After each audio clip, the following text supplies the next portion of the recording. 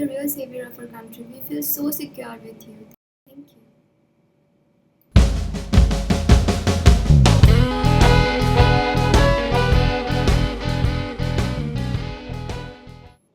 ਵੀਰੇ ਦੋ 버ਗਰ ਪੈਕ ਕਰ ਦੇ। ਹੁਣੇ ਲਓ ਸਰਦਾਰ ਜੀ, 2 ਮਿੰਟ ਬਸ।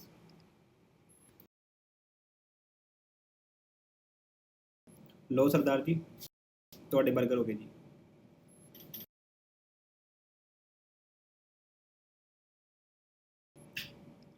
ਸੌਰੀ ਭਾਜੀ, ਮੈਂ ਇੱਥੇ ਲੱਗ ਕੇ ਰਹਿਣਾ, ਤੁਹਾਨੂੰ ਹੁਣੇ ਪੈਸੇ ਦੇਣਾ। ਕੋਈ ਗੱਲ ਨਹੀਂ ਸਰਦਾਰ ਜੀ, ਸਾਨੂੰ ਤੁਹਾਡੇ ਤੇ ਭਰੋਸਾ ਹੈ, ਬਾਅਦ 'ਚ ਦੇ ਦਿਓ।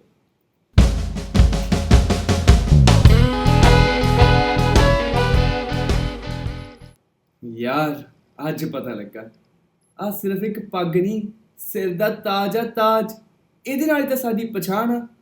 ਬਸ ਮੈਂ ਸੋਚ ਲਿਆ, ਹੁਣ ਤਾਂ ਮੈਂ ਰੋਜ਼ ਪੱਗ ਬੰਨੂ।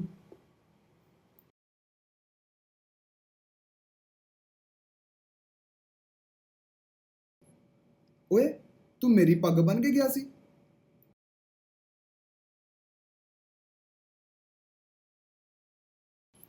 ਓਏ ਨਾ ਯਾਰ, ਖੋਲੀ ਨਾ ਇਹਨੂੰ, ਮੈਂ ਸਵੇਰੇ ਇੱਦਾਂ ਹੀ ਬੰਨ ਕੇ ਜਾਣੀ ਹੈ। ਵੀਰੇ ਇਹ ਪੱਗ ਹੈ ਪੱਗ, ਕੋਈ ਟੋਪੀ ਨਹੀਂ।